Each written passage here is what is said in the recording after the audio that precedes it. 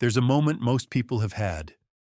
You're in a room, a party, a work event, a gathering of some kind, and you notice someone. Not because they're the loudest or the most striking, but because people keep gravitating toward them. Conversations bloom wherever they stand. People lean in, laugh more easily, stay longer. And you watch from across the room, holding your drink a little tighter than necessary, and somewhere in the quieter part of your mind, a question rises. What do they have that I don't? That question has probably followed you longer than you'd like to admit. Maybe it surfaces after a conversation that felt flat, where words were exchanged, but nothing real was said. Maybe it's just a low hum in the background. This sense that other people connect effortlessly while you're working harder than anyone should have to feel at ease in a room full of other human beings. Here's what I need you to hear clearly. There is nothing broken in you. There never was. What you've been experiencing isn't a personality flaw. It isn't shyness as a life sentence or some mysterious charisma gene you weren't born with.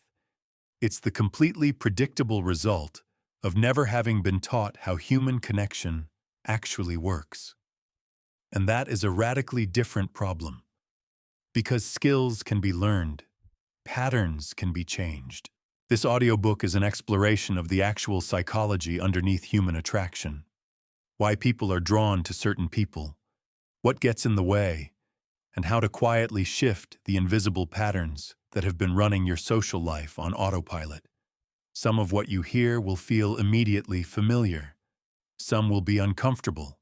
Some will feel like genuine relief. One thing I'll ask: don't just listen. Notice. The journey starts now. Before we begin, tell me where you're listening from and what time it is for you right now. I read every single one. It's always interesting to see where this reaches. Chapter 1. The lie you were told about charisma. Let's start with something that needs to be dismantled before anything else can be built. Somewhere along the way, you absorbed a story about charisma. Maybe it came from watching certain people in your life move through the world with an ease you couldn't explain. Maybe it came from the culture, from films and television that tend to portray magnetic people as though they arrived that way, fully formed, effortlessly compelling. Maybe it came from a single moment in childhood when you watched someone command a room and felt, with absolute certainty, that whatever they had was something you simply didn't. The story sounds like this. Some people are just built for connection, and some people aren't. That story is wrong. Not slightly wrong. Fundamentally, demonstrably, scientifically wrong. And the reason it matters that we address it first is this. If you believe charisma is innate, you will watch yourself from the outside in every social situation, cataloging evidence for and against your own likability, instead of actually being present with another human being. That belief doesn't just limit you. It actively produces the exact behaviors that make connection harder. Self-consciousness is the enemy of magnetism. And nothing creates self-consciousness faster than believing you're being evaluated against a standard you were born either meeting or missing. So let's look at what charisma actually is. When researchers study highly magnetic people, and they have extensively, what they find isn't a personality type. It isn't extroversion. It isn't humor or looks or social status. Though all of those things can play supporting roles, what they consistently find, across cultures and contexts, is a cluster of behaviors. Specific, learnable, repeatable behaviors. The ability to make someone feel genuinely noticed. The capacity to be fully present in a conversation rather than performing in one. A comfort with themselves that doesn't require external validation to stay intact. These aren't traits you're born with. They're habits. And habits, by definition, can be built. Think about someone you know personally. Not a celebrity, not a public figure, but someone in your actual life who people seem drawn to. Someone who, when they ask how you're doing, makes you feel like they actually want to know. Spend a moment with that person in your mind. Now ask yourself honestly, were they always like that? Because if you know them well enough, the answer is probably more complicated than yes. Chances are there were moments, maybe years, where they were awkward, or closed off, or painfully self-conscious. What changed wasn't their personality. What changed was their relationship with other people, and more fundamentally, their relationship with themselves. Here's the uncomfortable part of this. The lie about charisma being innate is actually quite comforting in a specific, damaging way. If magnetism is something you're born with, then your social struggles aren't your responsibility. You can't be blamed for missing a gene. But if magnetism is learned, if it's built through practice and intention and honest self-examination, then the gap between who you are now and who you could be is entirely yours to close. That's more demanding. It requires something from you. And for a lot of people, the comfort of the lie feels safer than the effort of the truth. I'm not saying that to be harsh. I'm saying it because I think you already suspected it. You wouldn't be here if some part of you didn't believe change was possible. Now, the other piece of this that doesn't get discussed enough. When people think about becoming more magnetic, they tend to imagine it as adding something. More confidence, more wit, more charm, more presence. But what I've found, and what the research consistently points toward, is that genuine magnetism is far more often about subtraction. It's about removing the habits that are currently getting in the way. The nervous over-talking, the constant internal evaluation, the performance of interest rather than genuine curiosity, the approval-seeking disguised as friendliness. Strip those away, and what tends to emerge beneath them is someone far more compelling than they realized they already were. You are not starting from zero. You're starting from underneath a set of habits that have been blocking you. There's a concept in psychology called the spotlight effect. It refers to our tendency to dramatically overestimate how much other people are noticing and evaluating us. Studies have shown that people consistently believe others are paying far more attention to their awkward moments, their missteps, their appearance, their words, than those other people actually are. Everyone else is too busy managing their own spotlight to spend much time on yours. The social anxiety that comes from believing you're under constant scrutiny is, in the most literal sense, a cognitive distortion, a measurable departure from reality. When you understand that, something shifts. Not completely, not all at once, but a little. The air in the room becomes slightly less charged.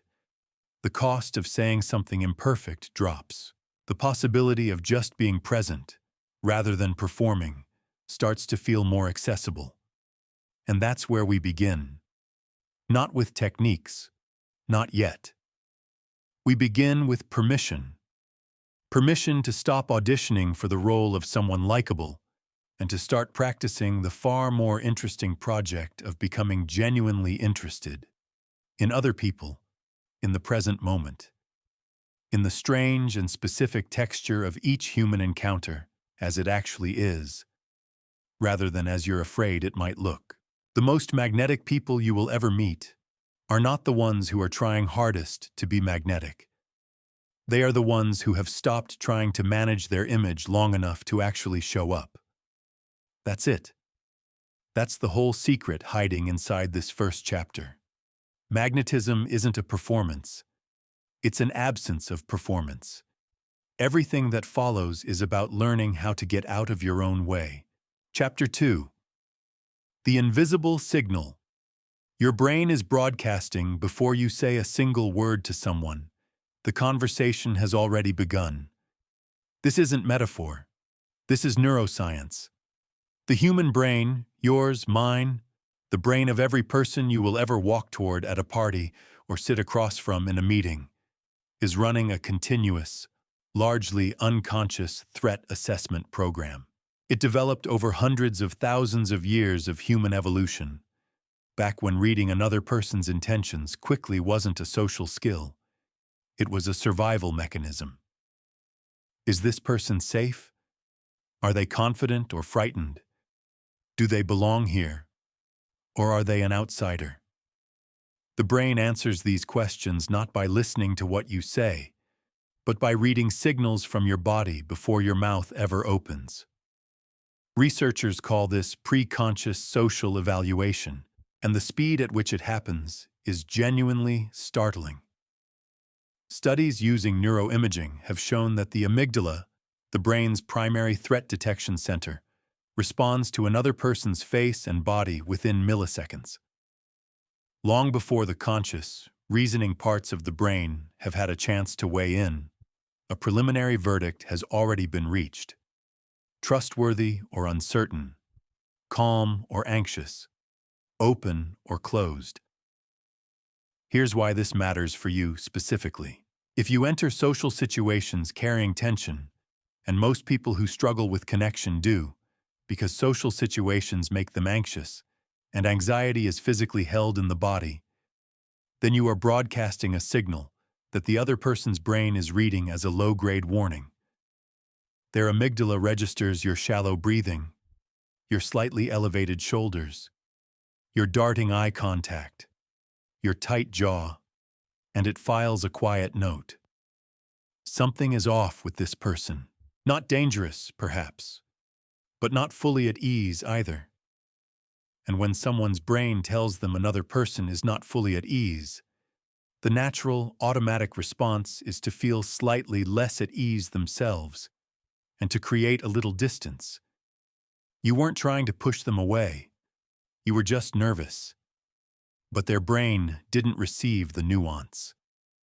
This is one of the cruelest ironies of social anxiety. The fear of not connecting produces the exact physical state that makes connection harder. The worry about being rejected creates the bodily signals that make rejection more likely. It's a loop, and it runs beneath the level of conscious awareness, which is why most people have no idea it's happening. They just know that something feels slightly off in their interactions, that there's a friction they can't name, that people seem to pull back just slightly even when nothing obviously wrong was said.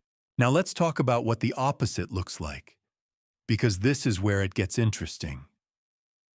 When someone enters a room in a genuinely calm state, not performed calm, not forced confidence, but actual physiological ease, their body tells an entirely different story.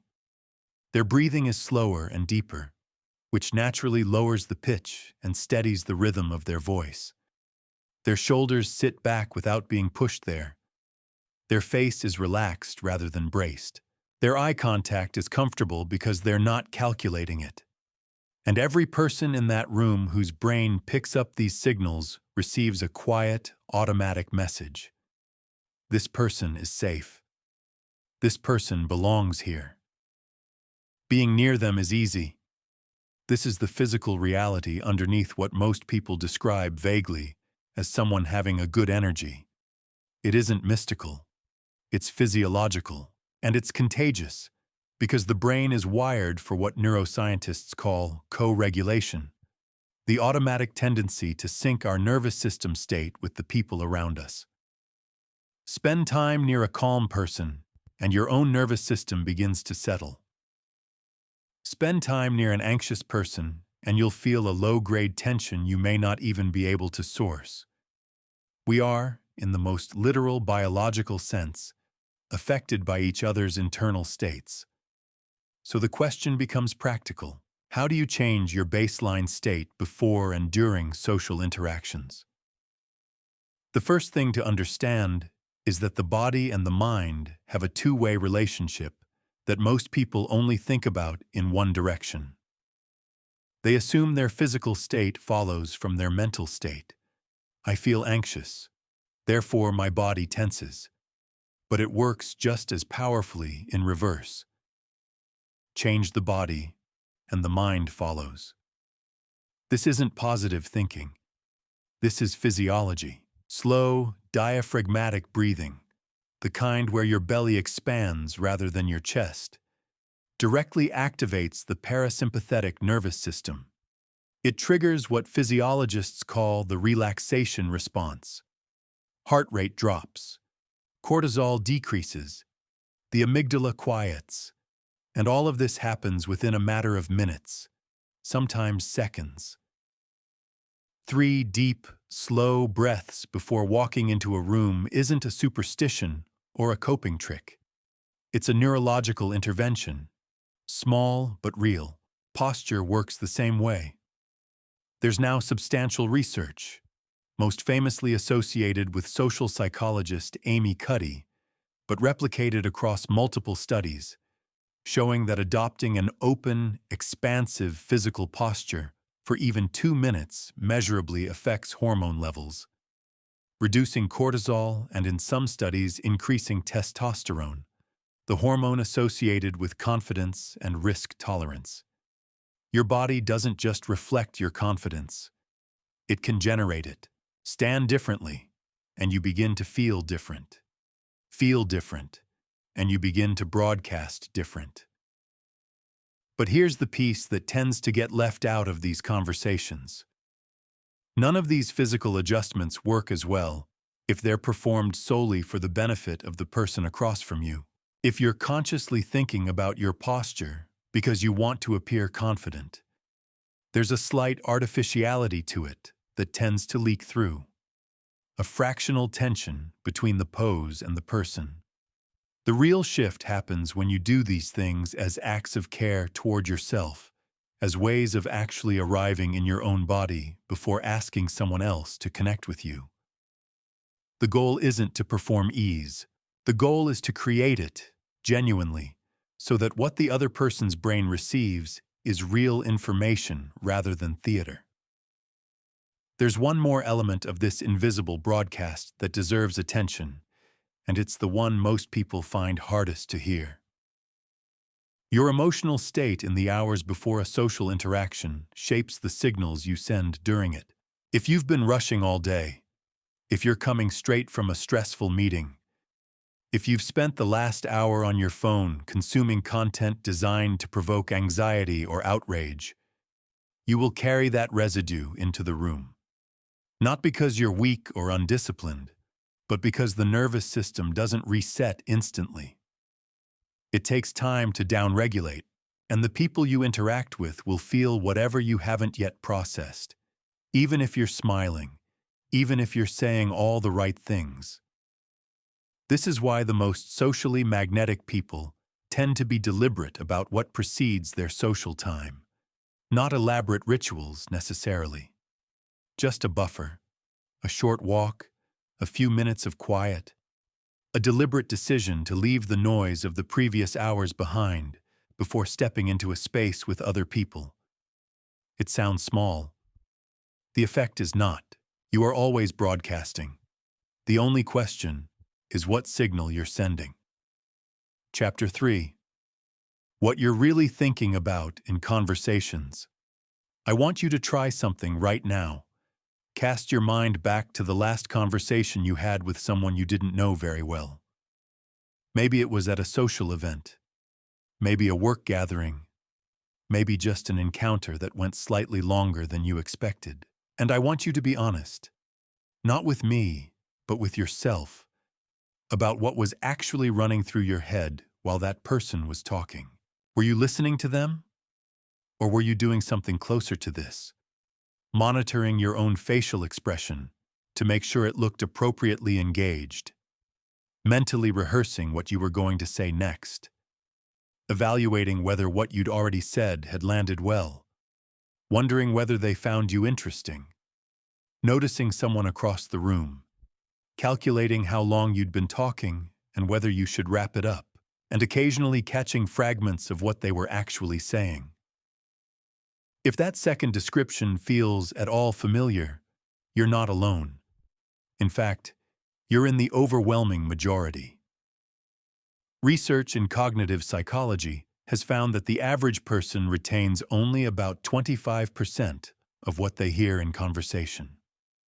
25%, which means that in most conversations, 3/4 of what the other person is sharing, their words, their meaning, the specific texture of their experience, is disappearing into the background noise of your own internal monologue. And the painful irony is that this is most pronounced precisely when we most want to make a good impression.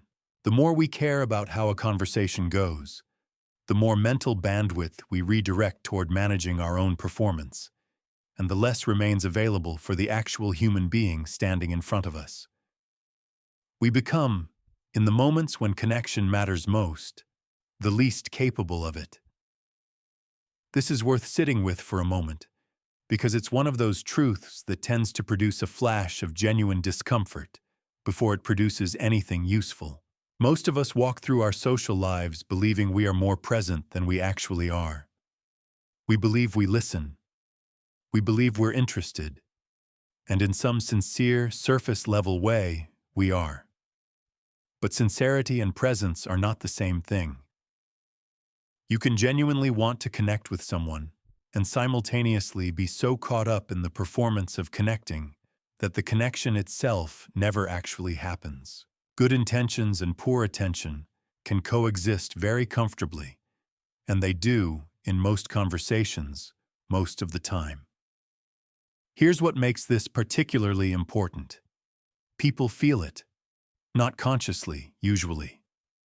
Most people couldn't tell you why they felt slightly flat after a conversation, why they came away with a vague sense of having been in the presence of someone without actually having been seen by them. But they feel it in the body before they can name it in the mind. There's a quality to being truly listened to that is almost physical, a kind of settling, a relaxation, a sense of expansion. And there's an equally physical quality to being half listened to, a subtle tension, a slight withdrawal, an instinct to keep things at the surface because going deeper doesn't feel quite safe. You know both of these feelings from the receiving end. You've had conversations that left you feeling genuinely lighter, and conversations that left you feeling subtly more alone than before they started. The difference, in most cases, had less to do with the words exchanged and everything to do with the quality of attention one person was offering the other. So let's get specific about what the internal monologue in a typical conversation actually contains, because naming it is the first step toward changing it. The most common thread is evaluation of yourself and of the interaction. How am I coming across? Did that sound intelligent or did it sound try hard? Was that story too long? Are they bored? Do they like me? This evaluation loop runs almost constantly in people who struggle with social confidence, and it has a specific neurological basis. When the brain perceives social threat and the possibility of rejection or judgment registers as social threat, it activates the same neural circuitry as physical danger. The prefrontal cortex, which handles nuanced social behavior and genuine empathy, gets partially hijacked by the threat response system. You become, in a measurable neurological sense, less capable of genuine connection precisely because you're so worried about failing at it. The second thread is anticipation, the mental rehearsal of what you're going to say next. This one is particularly seductive because it feels productive. You're preparing. You're making sure you have something worthwhile to contribute. But what it actually does is pull you out of the present moment, at the exact point when the other person is sharing something that might genuinely move the conversation deeper. You miss the emotional undercurrent in what they just said. You miss the slight catch in their voice when they mentioned their work situation. You miss the opening they just handed you because you were already 3 sentences ahead, composing. The third thread is comparison, measuring the conversation against some imagined ideal of how it should be going. This person is quieter than I expected. This isn't as easy as it looked from the outside. I thought we'd have more to talk about. This thread is perhaps the most quietly destructive, because it takes you out of what is and deposits you into what you wished were happening instead. Which means you're never actually present for the real conversation that's available to you. Now, what do you do about this? The first move is deceptively simple, and it's the one that makes the biggest immediate difference. You make a decision before the conversation begins about where your attention belongs. Not on yourself, on them. This sounds obvious. It isn't. It requires a genuine reorientation, away from the question of how you're doing and toward a sincere curiosity about who this person is and what they're actually trying to say. The technical term for this is allocentric attention, attention directed outward, toward the other, rather than self-referentially inward. And here's what's interesting about it.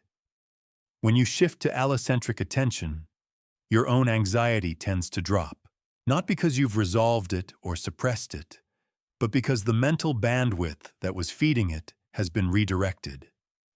It's very difficult to be simultaneously self-conscious and genuinely curious about another person. The two states are, in a practical sense, mutually exclusive. Choose curiosity, and self-consciousness quietly steps back. The second move is learning to listen for the emotion underneath the words, not just the information. Every statement someone makes in conversation carries two layers. There's the content, the facts, the story, the details, and there's the emotional subtext, what they're actually feeling about those facts, what it meant to them, what they're hoping you'll understand. Most people listen only to the content layer. Magnetic people listen to both. This isn't a technique you can learn in a weekend.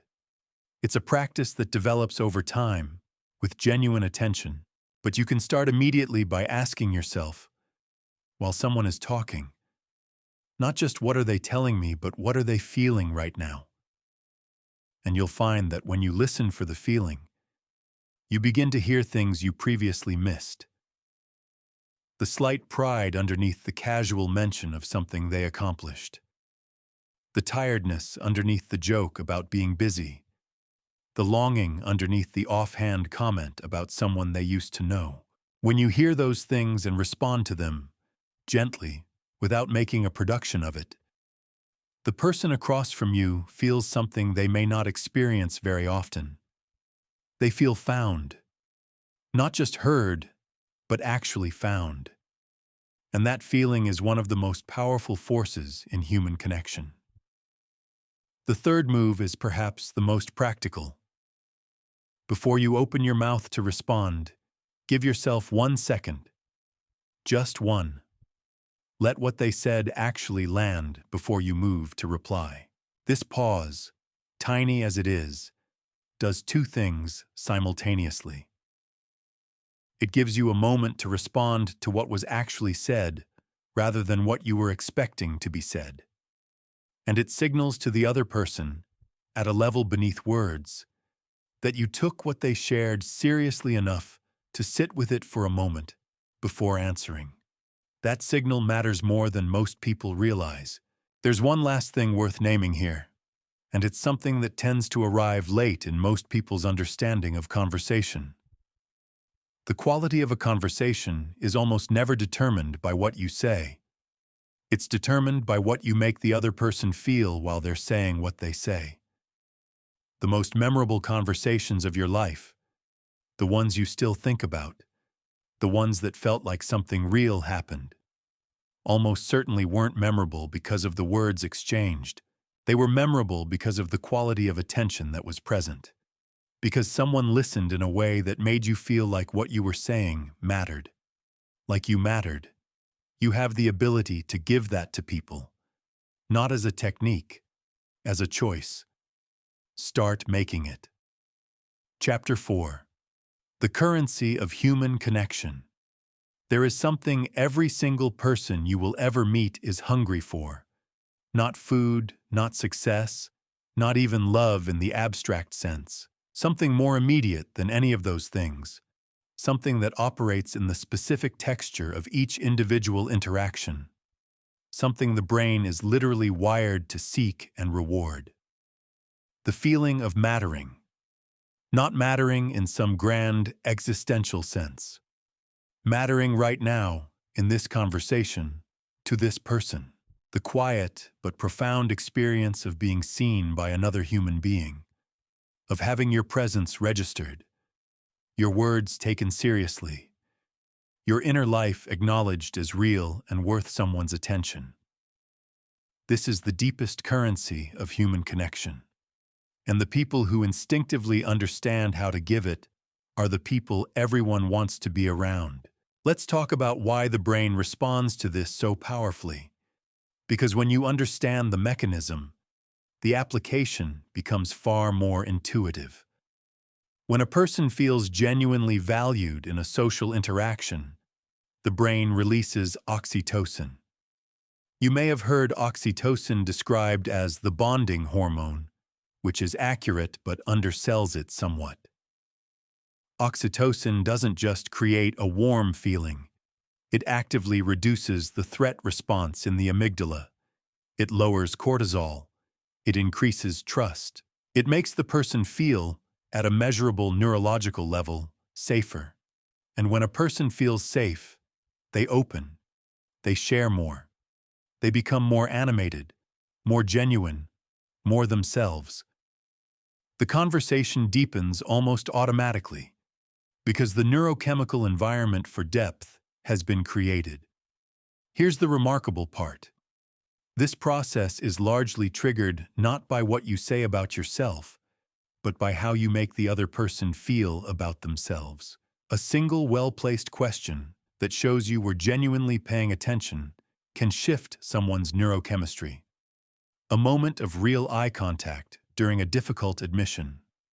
The act of remembering something small they mentioned in passing and bringing it back. None of these things are dramatic. They cost nothing. But their effect on the person receiving them is disproportionately large because they are genuinely rare. Most people are so absorbed in their own social experience, managing their own anxiety, monitoring their own impression, navigating their own needs, that they have very little attention left to give. When someone shows up with genuine attention to spare, it registers immediately, even if the person couldn't articulate why. They just know that something about being with this person feels different, better, safer, more alive. Now, I want to be careful here, because there's a version of this idea that can slide into something manipulative if it's not grounded in the right place. Making people feel valued is not a technique you deploy to get what you want from them.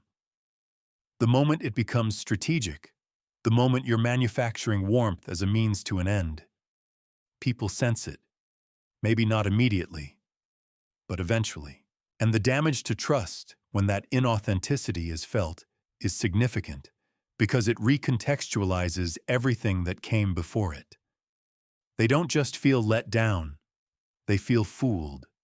And feeling fooled by someone who seemed warm is one of the most socially alienating experiences there is.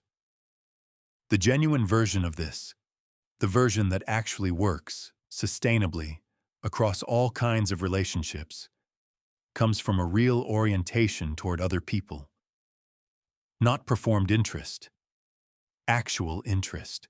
The decision to approach each person as someone whose inner life is worth understanding, whose experience is worth taking seriously, whose presence in your life, even briefly, even in a passing encounter, is an opportunity to exchange something real. That orientation, when it's genuine, creates a kind of social generosity that people feel immediately. And it comes back to you in ways that are hard to predict, but impossible to miss. Let me give you something concrete to hold on to here. There's a framework that social psychologists sometimes call the mattering map, the specific behaviors that signal to another person that they matter to you. It's built on three things, and they're simpler than most people expect. The first is acknowledgement. Acknowledging means registering that someone exists, that their presence is noticed and welcome. It sounds almost too basic to mention. But think about how often people fail to do it. How often someone enters a space and nobody quite turns to include them. How often a comment gets talked over without being recognized. How often a person shares something personal and the conversation moves on as though they hadn't. Acknowledgement is the foundation. Without it, nothing else can build. The second is validation. Validation is subtler and more powerful. It means responding to what someone says in a way that confirms their experience makes sense. That given who they are and what they've been through, their feelings, their perspective, their confusion, their pain, their joy, are all reasonable. Validation is not agreement. You don't have to agree with someone to validate them. You just have to make it clear that their inner experience is understandable, that you're not going to argue them out of feeling what they feel or dismiss it as an overreaction. This is rarer than it should be. Most people, when confronted with another person's strong emotion, instinctively move toward either fixing it or minimizing it. Both responses, however well-intentioned, communicate the same underlying message. Your feelings are a problem to be solved. Validation communicates the opposite. Your feelings are real, and I can hold them with you. The third is curiosity.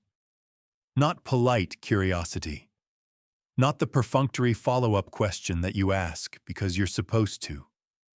Genuine curiosity. The kind that wants to know what it was actually like, not just what happened. What did you make of that? How did that feel at the time? What changed in you when that happened? Questions like these are, for many people, almost shockingly rare to receive.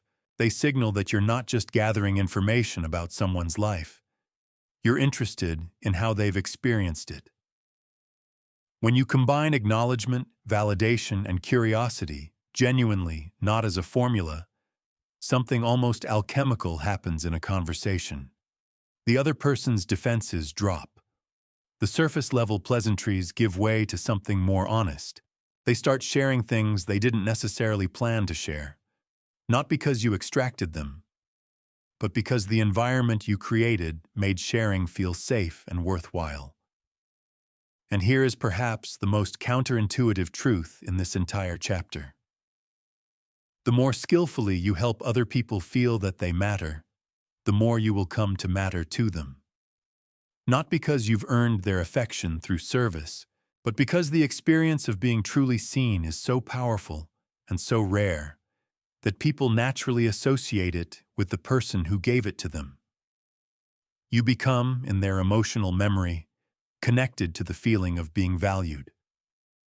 And that association is one of the most durable things in human psychology. There's a practical dimension here worth addressing directly, because I suspect some of what I've described so far might feel abstract when you're standing in an actual room with an actual person, trying to remember to breathe correctly and make the right amount of eye contact, while also somehow being genuinely curious and giving people the gift of mattering. Here's the simplification. You don't need to do all of this simultaneously. You need to do one thing. Decide that the person in front of you is the most interesting thing in your immediate environment. Not the most impressive person, not the most useful to you, just the most interesting. Approach them with the same quality of attention you'd bring to something you were genuinely trying to understand. Everything else, the questions, the validation, the warmth, tends to follow naturally from that single decision. Because genuine curiosity is generative. It creates its own momentum. One honest question leads to a real answer, which leads to a natural follow-up, which leads to a moment of real exchange, which leads to both people leaving the conversation with something they didn't have before. That's the currency. It compounds. Spend it freely. Chapter 5. Fear is not your enemy. Let's talk about the moment just before. You know the one. You're at an event, or a gathering, or just a situation where connection is possible, and you see the opening. The person standing alone. The group whose laughter just died down into a natural pause. The seat next to someone interesting on a long commute. The moment is right there, available, almost offering itself to you.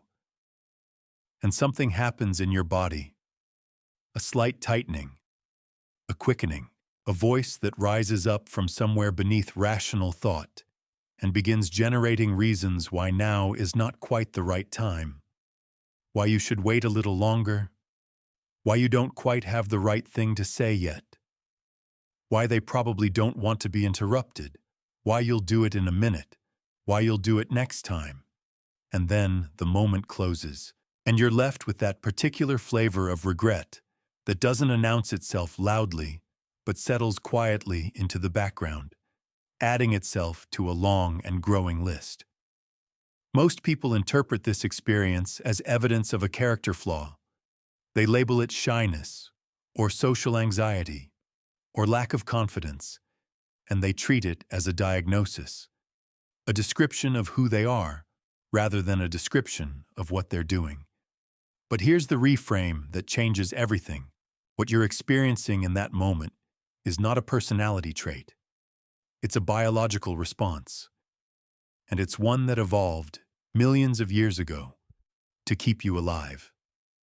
The physical sensation of social fear, the tightening chest, the shallow breath, the flood of cortisol, the sudden hyper-awareness, is produced by the same neural circuitry as the response to physical danger.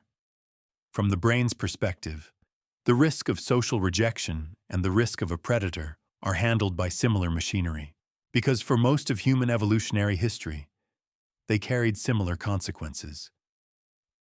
To be rejected by your group, to be seen as an outsider, to fail at the social rituals that maintained your standing in the tribe.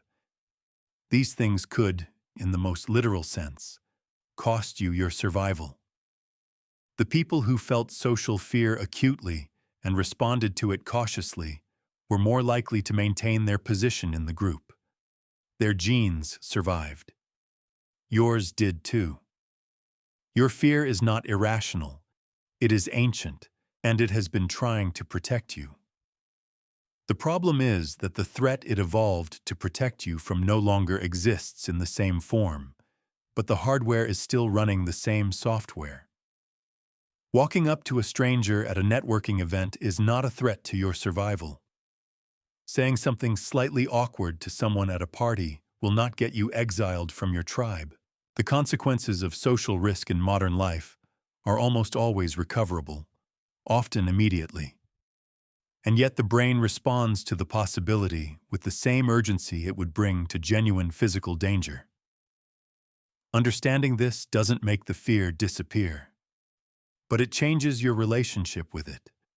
Because once you understand that fear is a biological process and not a verdict, you stop needing to resolve it before you act. You stop waiting to feel ready, which is the single most common way that social courage gets indefinitely postponed.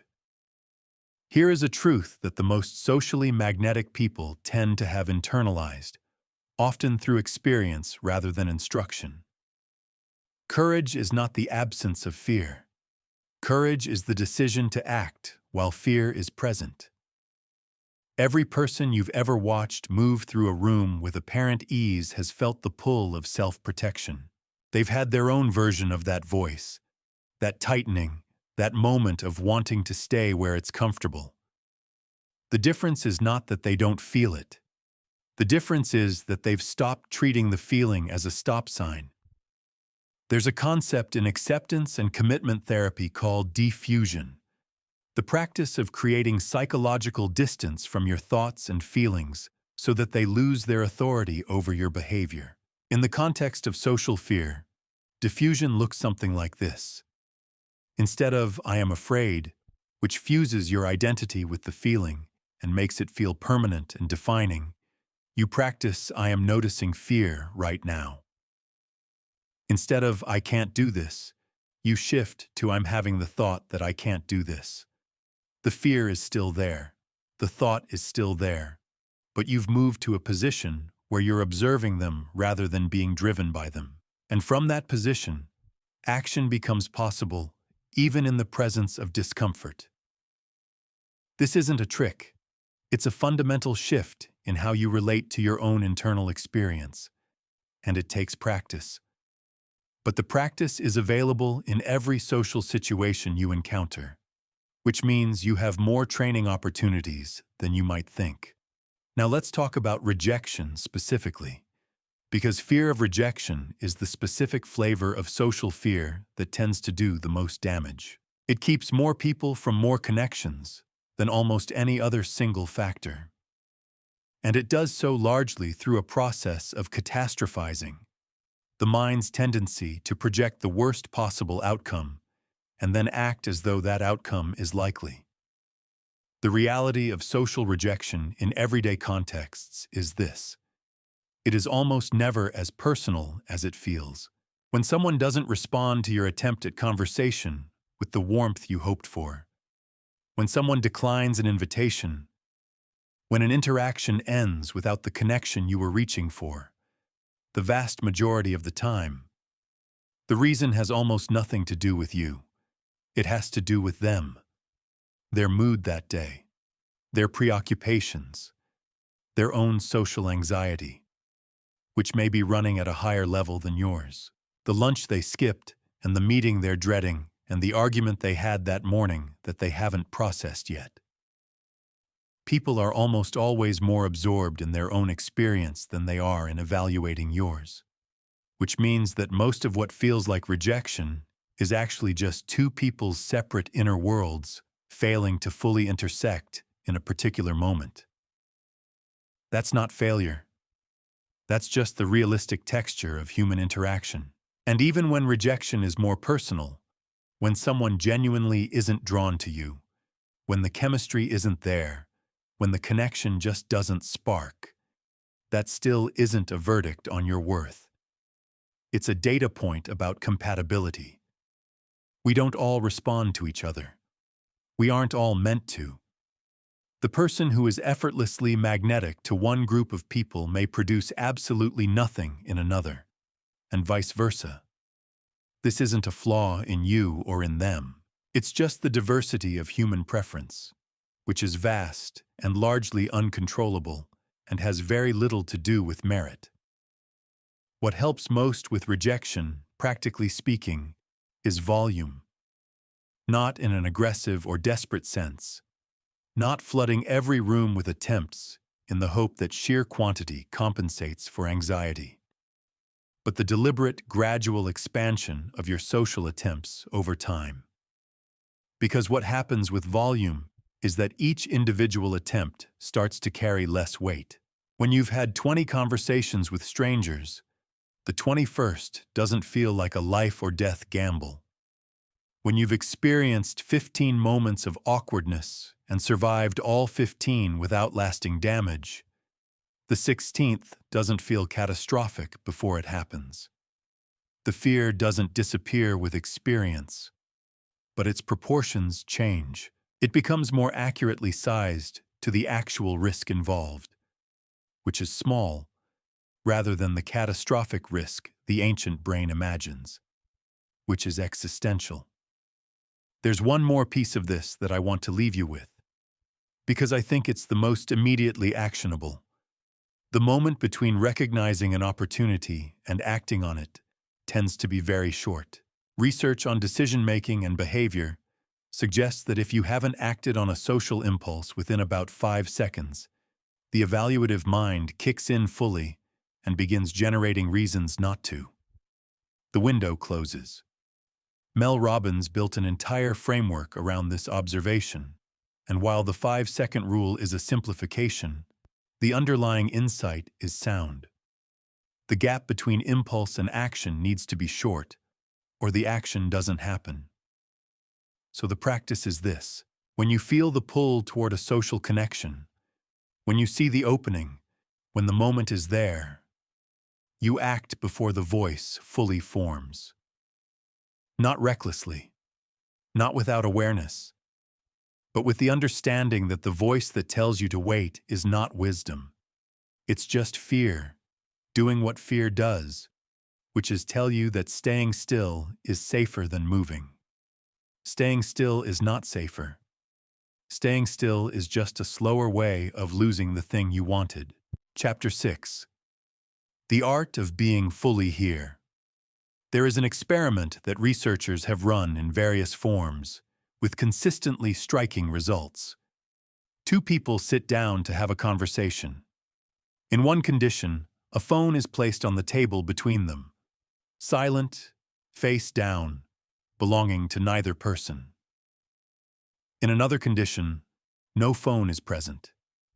Afterward, both participants rate the quality of the interaction. The conversations with the phone on the table are consistently rated as less meaningful, less connected, less satisfying. The phone didn't ring. Nobody looked at it. It just sat there, and its mere presence was enough to subtly degrade the quality of human connection between two people sitting 3 feet apart. Think about what that means. The simple possibility of distraction is enough to change the neurological experience of being with another person. Not dramatically, not in a way either person could easily articulate, but measurably, reliably, every single time. Now extend that finding to your own social life. How many conversations have you had recently where something like that phone, metaphorically or literally, was on the table? How many times were you physically present while mentally somewhere adjacent? Reviewing what you said earlier, planning what you're doing later, half listening while the other half of your attention drifted to whatever felt more urgent than the person right in front of you. Full presence, genuine, undivided, unhurried attention given to another human being is something most people experience relatively rarely.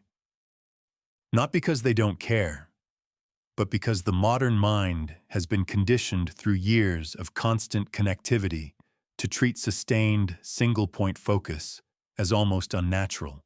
We are surrounded by systems designed specifically to fracture attention, to make us feel the next thing is always slightly more important than the current thing. The result is a world starving for presence, for the experience of being with someone who is actually, completely, unhurriedly there. Which means that if you can offer that, if you can genuinely show up for the person in front of you with your full attention, you become immediately, unmistakably different from almost everyone else they interact with. Not because you've said something brilliant, because you've given them something genuinely rare. Presence has both an external and an internal dimension. The external dimension starts with physical choices. The phone goes away, not face down on the table, but actually away, out of sight and reach. This single act is more significant than it sounds. Beyond the phone, presence means orienting your body toward the person you're with, turning to face them, letting your posture open toward them. The body is always communicating, and when it points toward someone it says, in a language older than words, "You are where my attention is directed." But the external dimension is hollow without the internal one. Because people feel the difference between genuine attention and the performance of attention. The internal practice of presence begins with what mindfulness teachers call arriving.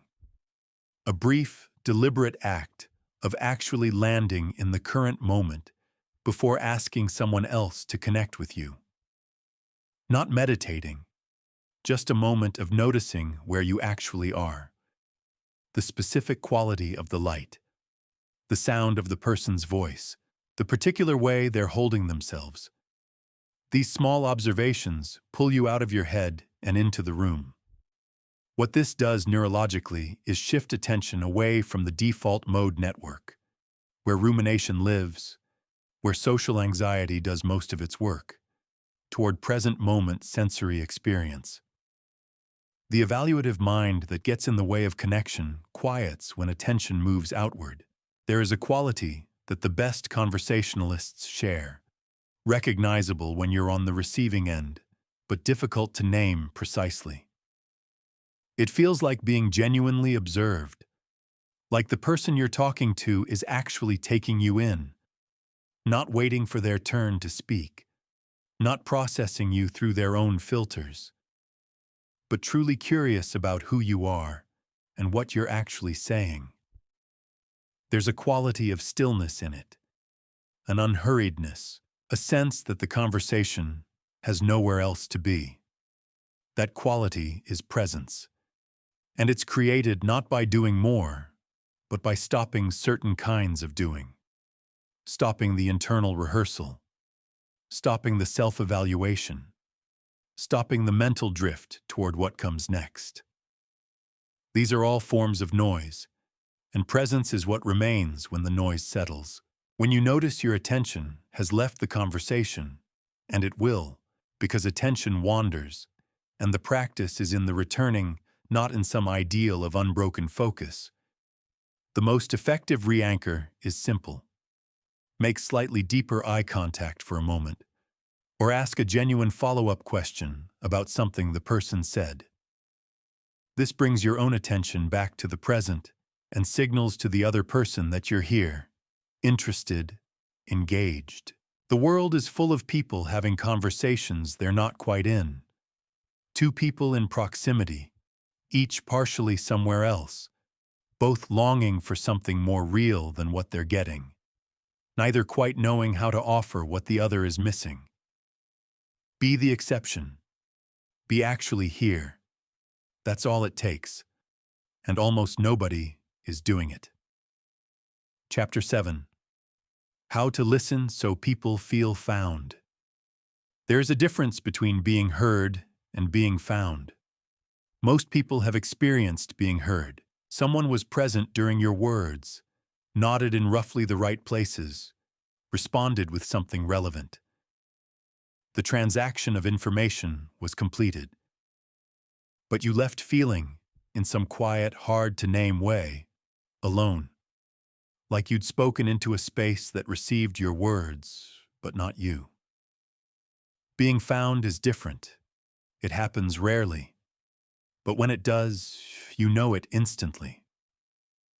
Someone listened in a way that made you feel they were reaching past the words, toward the actual experience behind them. They caught something you barely said. They asked a question that touched the thing you were circling but hadn't quite named. You left that conversation feeling lighter, clearer, more yourself. The person who made you feel that way probably didn't say anything particularly brilliant. What they did was listen in a specific way that most people never learn. Genuine listening is one of the most cognitively active things a human being can do. It requires maintaining attention on multiple channels simultaneously. The semantic content of what's being said, the emotional tone underneath it, the things being gestured toward but not quite said. It requires holding what someone said 3 sentences ago while processing what they're saying now. It requires suppressing the instinct to evaluate or respond before the picture is complete. This is demanding work, which is exactly why most people don't do it. The path of least resistance is to catch the surface-level content, enough to respond coherently, while letting the deeper layers pass by unregistered. The people who choose to invest the full cognitive load are the people who make others feel found. The first and most foundational skill is listening for emotion before listening for content. When someone tells you about their week or their work situation, the information is the surface. Underneath it, is the emotional experience of those facts, what it meant to them, what they're still carrying from it. Most listeners process the information and minimize the emotion. Transformative listeners do the opposite. They let the information pass through while keeping attention on the emotional undercurrent. And when they respond to the feeling first. This doesn't require special training. It can be as simple as noticing the slight heaviness in someone's voice when they say they've been really busy, and responding not to the busyness, but to the heaviness. You sound tired under all of that. Is it the good kind of busy or the kind that's starting to wear on you? That one shift changes the register of the entire conversation. Suddenly, you're not exchanging information. You're actually meeting. The second skill is the follow-up question. Specifically, the experiential kind, rather than the informational kind. Informational questions gather more facts. Experiential questions reach toward the inner life of the experience. What was that like for you? What did you make of it at the time? How has it changed how you see things? These questions invite the person to actually process what they've been through rather than just narrate it. And in going deeper in response to your question, they often understand something they hadn't fully understood before. You become associated in their emotional memory with that moment of clarity. The third skill is reflective compression, taking what someone has said and offering it back in a slightly distilled form that captures the essence more precisely than their original words did. It sounds like, "So what I'm hearing is," followed by a brief, honest summary of the core of what they shared. Not a repetition, a compression. When you do this well, the person responds with a visible shift. Sometimes they say exactly. Sometimes they say yes, but actually it's more like, and then go deeper, because your summary helped them locate where the real thing was. Either response means you were actually listening. The fourth skill is knowing when to speak about yourself. Genuine listening is not a one-way street. The deepest conversations happen when both people feel safe enough to share. And part of creating that safety is occasionally demonstrating your own willingness to be real. When someone shares something difficult, there are moments where the most connecting response is not a question, but a brief, honest disclosure. I felt something like that.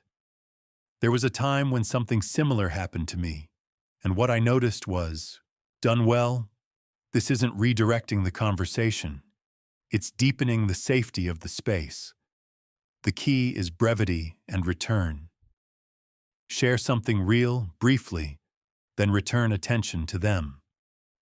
Research at Harvard has shown that when people talk about themselves in a safe environment, the brain's reward circuitry activates, the same system triggered by food and other pleasures. Talking about yourself, genuinely and safely, is neurologically pleasurable.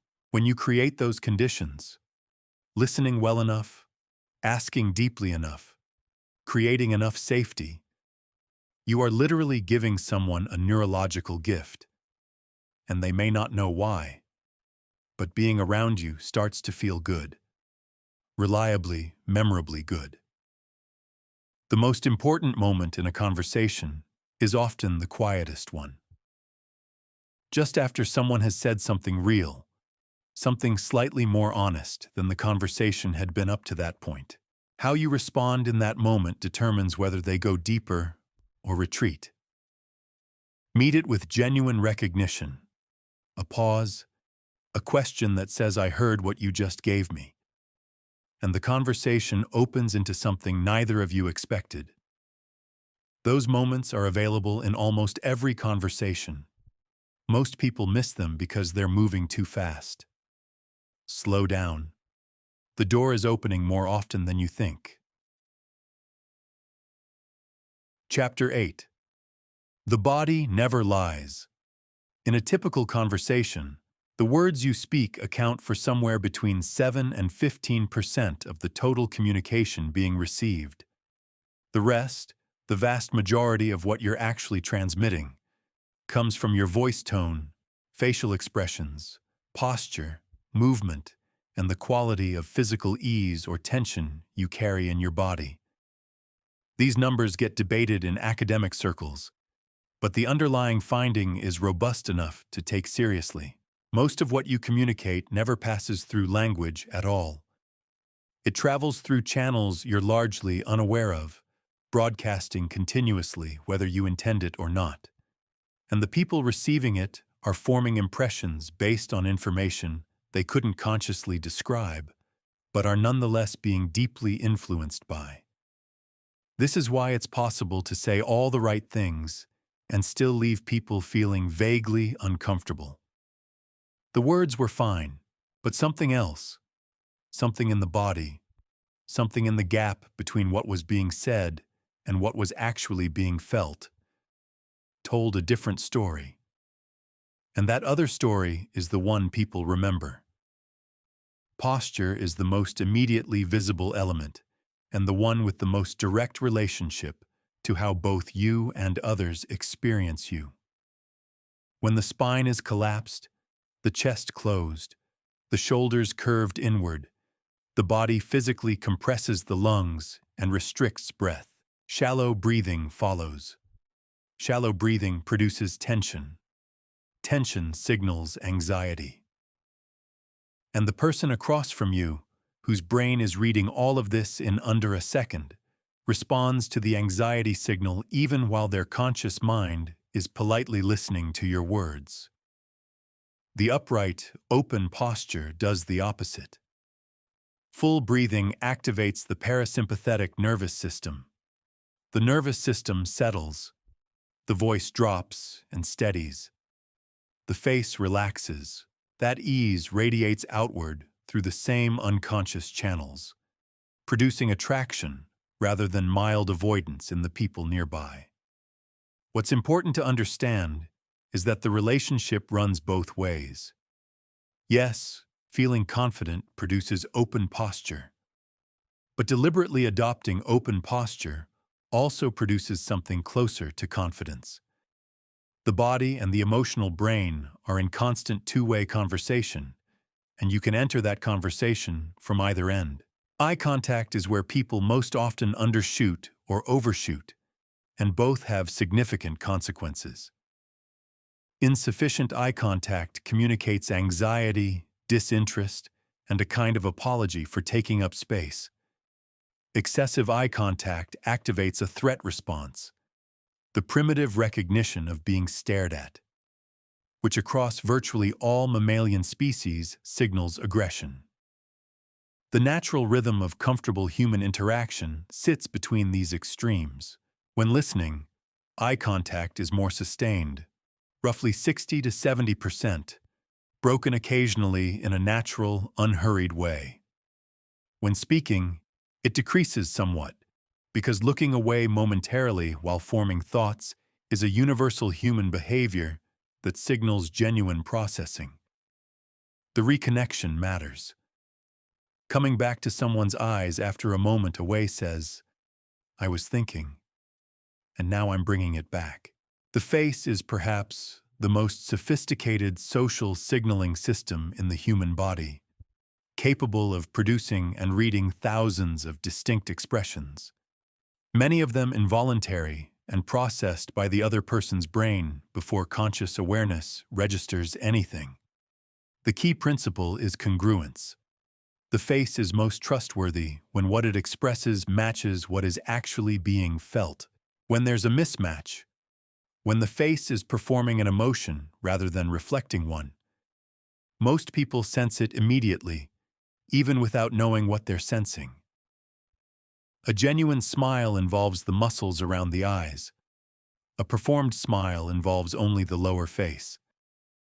People distinguish between the two automatically, within a fraction of a second. You cannot reliably manufacture the expression without the feeling. The work comes back to the interior. Movement patterns are read as signals of underlying emotional state, and they're read accurately. The person who moves slowly and deliberately communicates, without a word, that they are not under threat. They are at home in their own body. That quality of being at home is deeply attractive because it activates the co-regulation response. Being near someone truly comfortable makes you feel more comfortable too. If you notice yourself fidgeting, playing with hair, tapping surfaces, shifting repeatedly, it's not just that it looks nervous. It feeds the nervous state that produced it through the same bidirectional body-mind relationship. Stilling the body genuinely helps still the mind. There is one final element that operates at the level of the overall interaction, rather than any individual behavior. It's the quality of spaciousness, taking up the right amount of space, not aggressive, territorial space, not shrunken, apologetic space. The space that says, I have a right to be here, and I'm comfortable exercising it. This spatial confidence communicates the most fundamental social signal there is.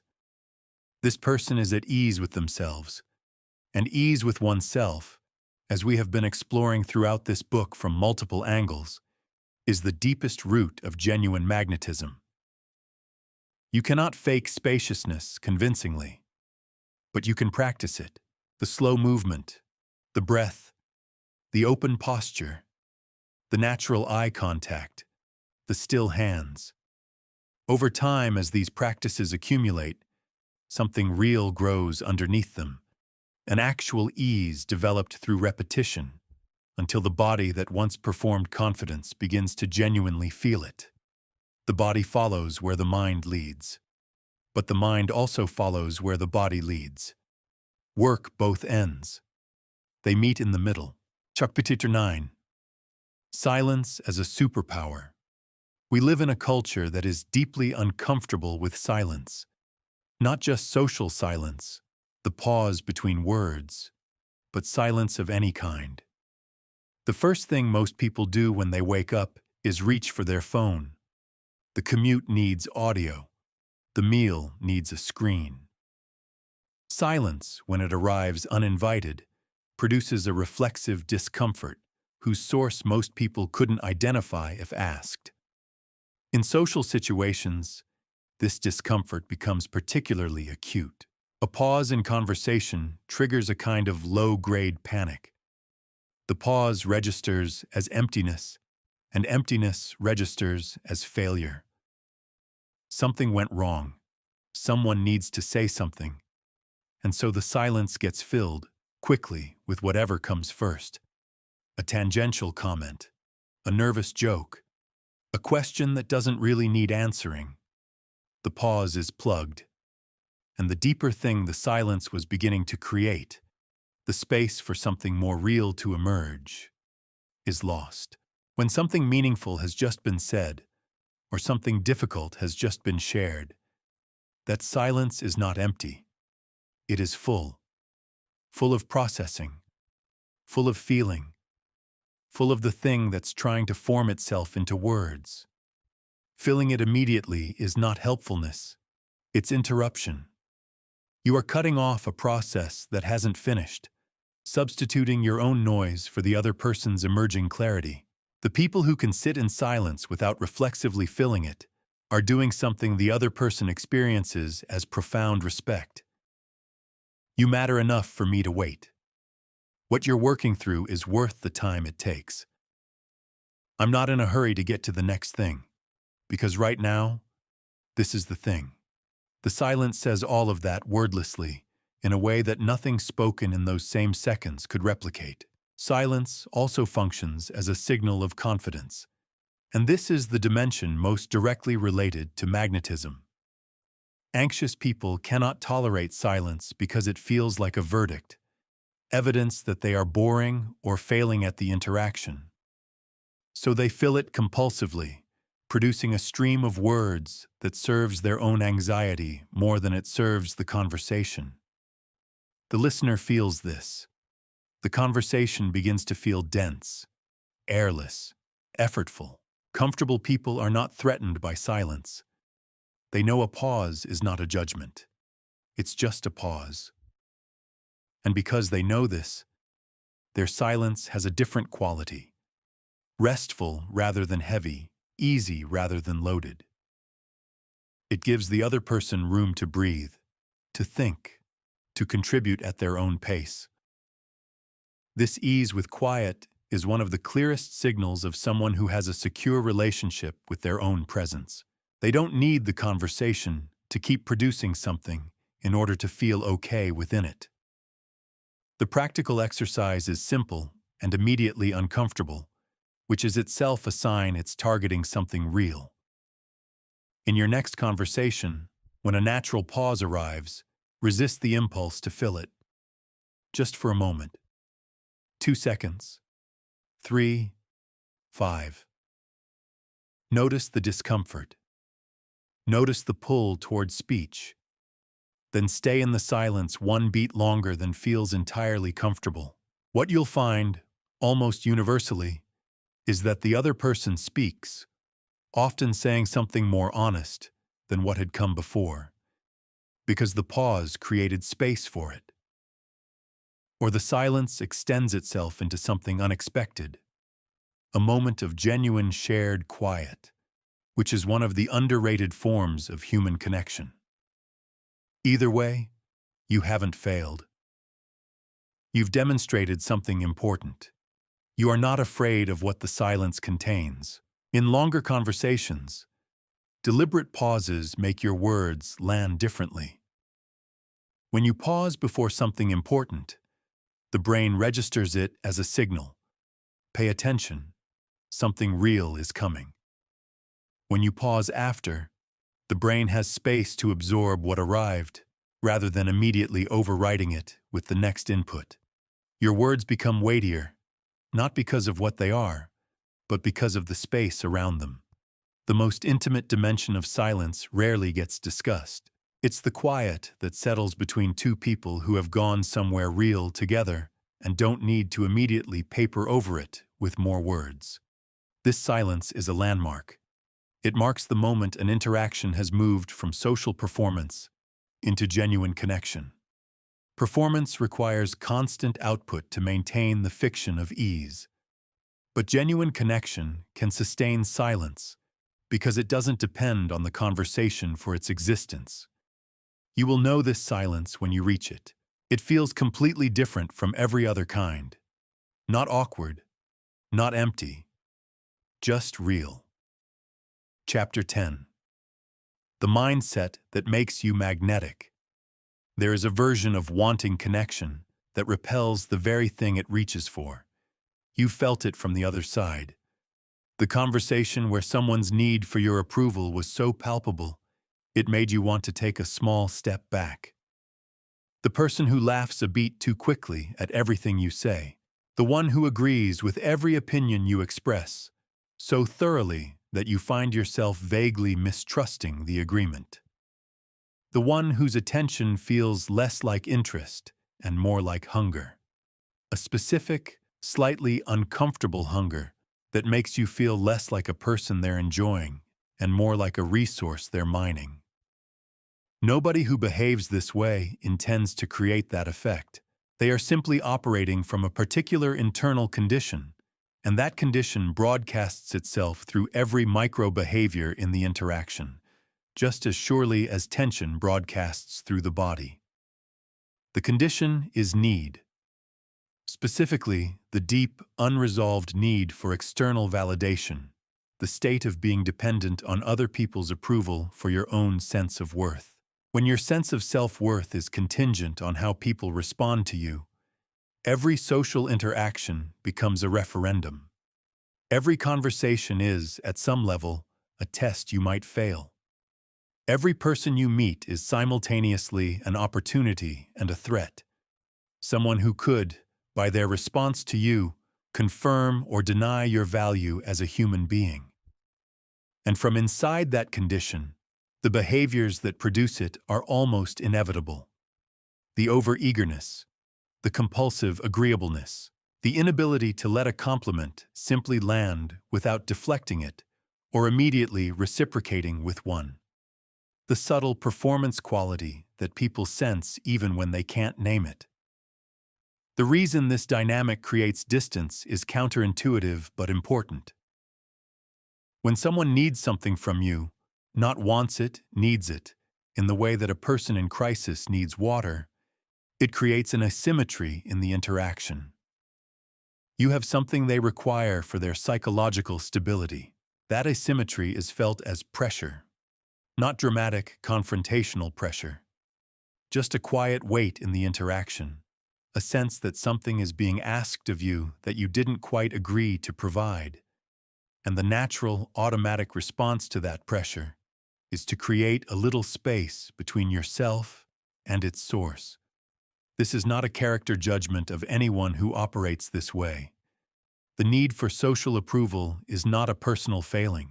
It is an almost universal feature of human psychology, running on a spectrum that ranges from the quietly insecure to the genuinely desperate. Most people have more of it than they'd like to admit. The difference between people who attract others and people who exhaust them is not the presence or absence of this need. It's what they've done with it. The shift that changes everything is moving from need to preference. These two words describe similar desires, but radically different relationships to those desires. Need says, I require this. My well-being depends on it. If I don't get it, something essential in me is threatened. Preference says, I'd enjoy this. It would add something genuine to my experience. But if it doesn't happen, I remain intact. The person operating from preference walks into a room already whole. They're not there to collect validation. They're there because people are interesting and connection is enjoyable and life is richer when shared. They want to connect. They just don't need to in the way that creates desperation. And because they don't need to, they're free to actually be present, to listen, to give, to engage without the constant monitoring of how it's landing and what it means about them. And that freedom, that groundedness, is felt by everyone around them as something almost tangible, a kind of solidity, a quality of being reliably and comfortably themselves, regardless of what the room gives back. This is what most people describe, vaguely, as confidence. But it's more specific than that. It's not the confidence of someone who believes they're impressive or important. It's the confidence of someone who doesn't require you to believe that. They know who they are well enough that your assessment, while perhaps welcome, is not load-bearing in their sense of self. That distinction between confidence that needs your confirmation and confidence that doesn't is immediately perceptible and dramatically different in its social effect. How do you build this? Because simply deciding not to need approval is not a realistic instruction. The need doesn't dissolve because you've identified it. The roots of it tend to go deep, into early experiences of conditional love, into schools and workplaces that evaluated and ranked, into a culture that quantifies social worth in likes and follows and other people's visible approval. You cannot think your way out of it, but you can, over time, grow something alongside it that gradually reduces its authority. The first and most foundational element is developing what psychologists call a stable internal locus of evaluation, a center of self-assessment that lives inside you rather than in other people's reactions to you. This is built through the accumulation of honest self-knowledge. Knowing what you actually value, separate from what you think you should value. Knowing what you genuinely enjoy, rather than what you enjoy performing. Knowing your own capabilities accurately, neither inflated nor deflated, so that you're not dependent on praise to feel competent or devastated by criticism to feel adequate. This kind of self-knowledge is developed through reflection, through honest examination of your own experience, and through the practice of trusting your own perceptions, even when they differ from the consensus around you. The second element is what I'd call an abundance orientation toward people. Most people in social situations are, at some level, in a state of implicit scarcity. There aren't enough interesting people. There aren't enough people who'll like me. There aren't enough connections worth making. I need to make the most of this one because opportunity is limited. This scarcity mindset produces the very grasping quality that makes connection elusive. Because when you grasp at something in human interaction, it moves away. The abundance orientation looks like this. People are everywhere. Interesting people specifically are far more common than they appear on the surface, provided the conversation goes deep enough. Every interaction, regardless of outcome, is complete in itself. Missing any particular connection is not a deprivation.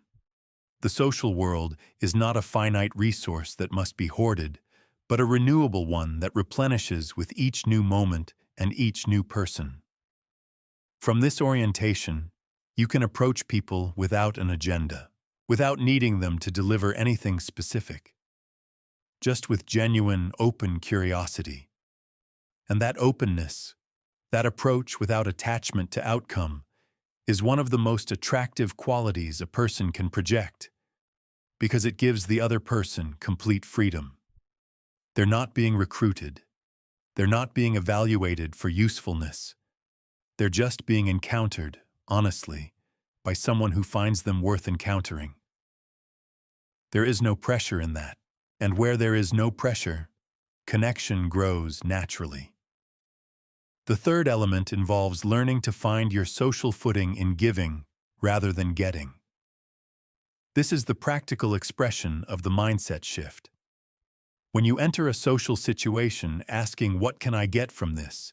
A new contact, someone's approval, validation of my social skills, you're oriented toward extraction. But when you enter asking, "What can I contribute?" A moment of genuine interest, a useful connection, a laugh, an honest observation, a question that opens something up, you're oriented toward generosity. And generous people are magnetic in the most literal sense. They create something in their wake. They make the spaces they move through slightly better, slightly warmer, slightly more alive. And people follow warmth. The paradox at the heart of all of this, the one that sounds irritating when you first hear it, but resolves itself into something genuinely useful when you sit with it, is that the less you need connection, the more you tend to attract it. Not because indifference is appealing. It isn't. Genuine warmth and interest in people are always more attractive than cool detachment. But because the person who wants connection without needing it is free to give their best self to each interaction, their presence, their curiosity, their generosity. And those are precisely the qualities that make people want to come back. The wanting is fine. It's human and good and honest. The wanting is not the problem. The problem is the needing, and the anxiety the needing produces, and the small, constant ways that anxiety leaks into every interaction and makes the other person feel, just barely, like they're being asked to hold something that isn't theirs to carry. Put it down. You were whole before you walked into the room. You'll be whole when you leave it. Let that be the ground you stand on, and watch what changes in the space between you and everyone else. There is one final piece to this that I want to name, because it tends to get left out of conversations about confidence and neediness and abundance mindsets, and its absence leaves a gap. None of this means you stop caring about connection. None of it means you become detached from the outcome of your relationships, or that you cultivate an attitude of performed indifference. You are allowed to want people in your life. You are allowed to feel genuinely disappointed when a connection doesn't develop. You are allowed to feel the warmth of being liked and the sting of being rejected. These are human responses, and suppressing them in the name of appearing unaffected is its own form of performance, just as inauthentic as the over-eagerness it replaces. The goal is not to stop feeling, The goal is to stop letting the feelings drive the behavior in ways that undermine the very thing you want, to hold the wanting lightly, to let the caring be genuine without letting it become contingent, to be moved by people without being destabilized by them. That is the balance. And it is, like most things worth having, a practice rather than a destination. Chapter 11. Going Deeper. The conversations people never forget. Think about the last conversation that genuinely stayed with you, not the most recent one, not the most informative one, the one that left you feeling somehow different afterward. Lighter, more honest with yourself about something. The one that still carries a quality of aliveness that most conversations don't. What made it different wasn't the topic. It was the depth at which it operated. Somewhere in that conversation, the surface gave way. Two people stopped performing their social selves and started actually encountering each other. Real human contact, and it is genuinely rare. Most conversations never get there. Not because people don't want depth, but because neither person knows how to create the conditions for it, or because both are waiting for the other to go first. The result is an enormous amount of human interaction that is technically social, but experientially lonely. People exchanging words while the deeper parts of themselves remain untouched and unmet. You can change this. Not in every conversation, not every interaction calls for depth.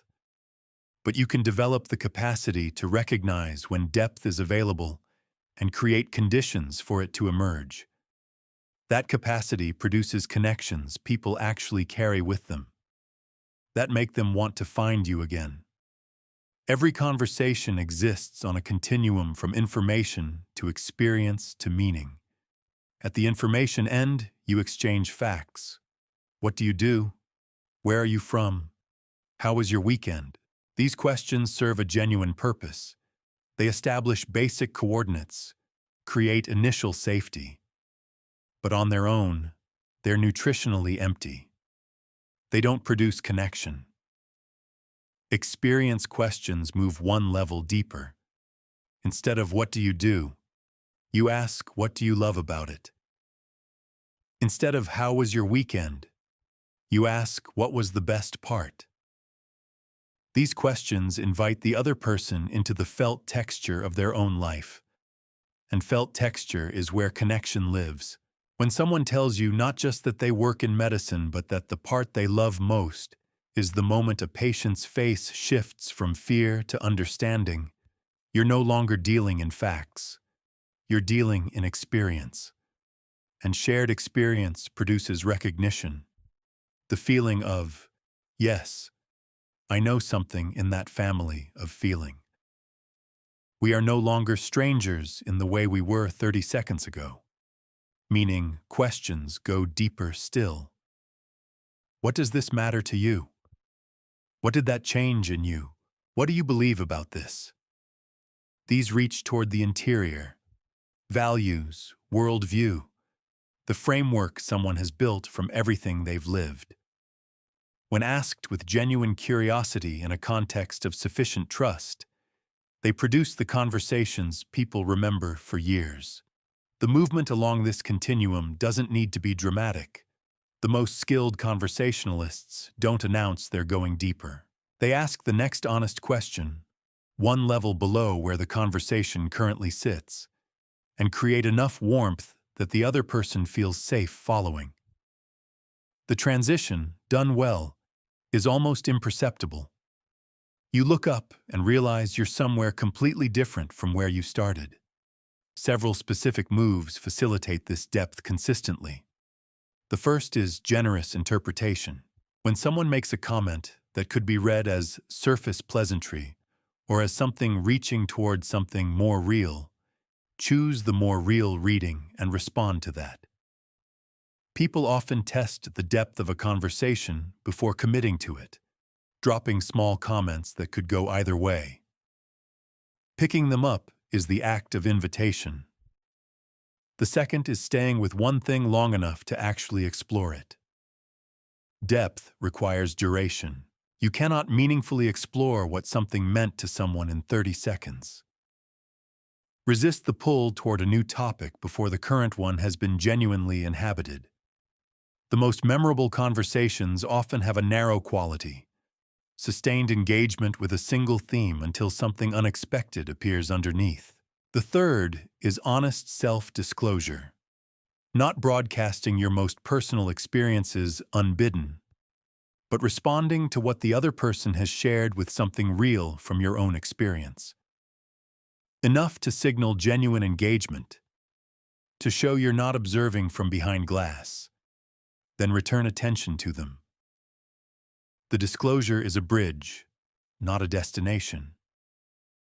The fourth is naming what's happening in the conversation itself. When something real has just been said, acknowledging it openly can deepen it further. Something like, "I feel like we just got into something real here." This signals that you noticed the shift, that it mattered, that you're not going to let it pass without honoring it. And that recognition tends to encourage more of what produced it. There's a resistance people sometimes feel to going deeper, a sense that it's somehow intrusive. This resistance is almost always in the initiator, not the recipient. People rarely object to being invited into meaningful conversation. They're grateful for it. They just rarely receive the invitation, and so they've stopped expecting it. The depth is always there. It's always been there. You just have to be willing to go first. Chapter 12. The 8 internal shifts that change everything. Everything we've covered. The neuroscience of first impressions, the quality of listening, the power of presence, the architecture of deep conversation. All of it rests on something more foundational than technique. It rests on how you see yourself in relation to other people. The story you're running, mostly unconsciously, about what social interactions are for, what they mean about you, and what you're supposed to be doing in them. Most people have never examined this story. They inherited it from their earliest experiences, from family dynamics that first taught them whether connection was safe or threatening, from school environments that first showed them where they sat in the social hierarchy. By adulthood, the story is so deeply grooved, it doesn't feel like a story. It feels like reality. But it isn't reality. It's a set of interpretive habits, and habits can be changed. What follows are 8 internal shifts, not techniques, not rules, not things to do with your hands at a party. Fundamental reorientations in how you approach being with other people. Each one, practiced consistently, changes something real. The first shift is from self-focused to other-focused attention. The default setting for most people in social situations is inward, monitoring their own performance, evaluating their own impression, managing their own anxiety. Shifting to other-focused attention means genuinely redirecting that energy outward, making the other person's experience the primary object of your attention rather than your own. What this produces is significant. The moment your attention genuinely moves from "how am I doing" to "what is this person experiencing right now," your own anxiety tends to quiet. Self-consciousness and genuine curiosity about another person are nearly mutually exclusive states. Choosing curiosity crowds out self-consciousness, almost as a side effect. The second shift is from outcome dependence to process engagement. Most people approach social interactions with a goal: being liked, making a good impression, not embarrassing themselves. When the goal is the primary lens, you're not actually in the interaction. You're hovering above it, evaluating how it's tracking toward the desired outcome.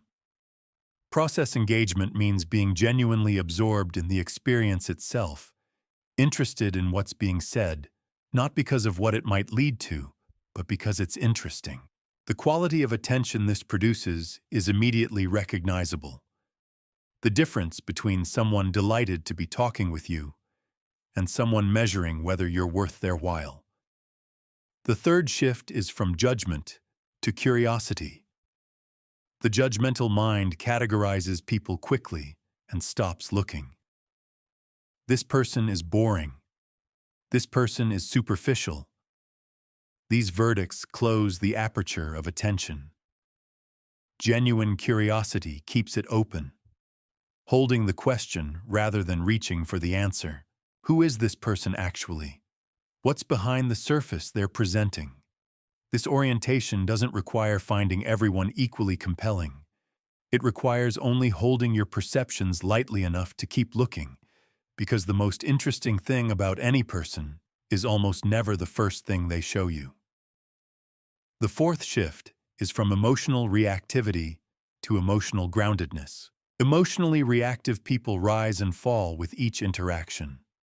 A conversation that goes well produces a high. One that goes awkwardly produces a disproportionate low.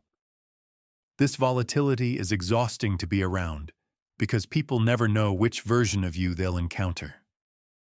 Groundedness is not emotional numbness. It's the capacity to feel everything without being structurally destabilized by any of it.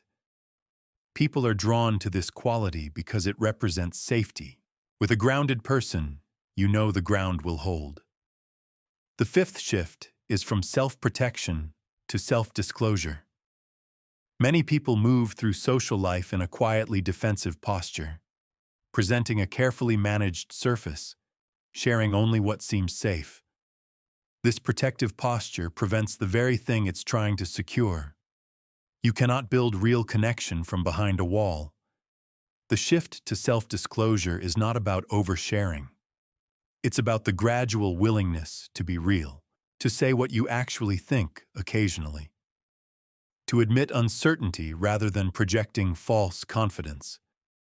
Each act of genuine self-disclosure is a small act of trust, and trust, offered first, almost always generates trust in return. The sixth shift is from scarcity to abundance in how you regard social resources. The scarcity mindset hoards attention, rations warmth, calculates return on investment. The abundance mindset gives freely.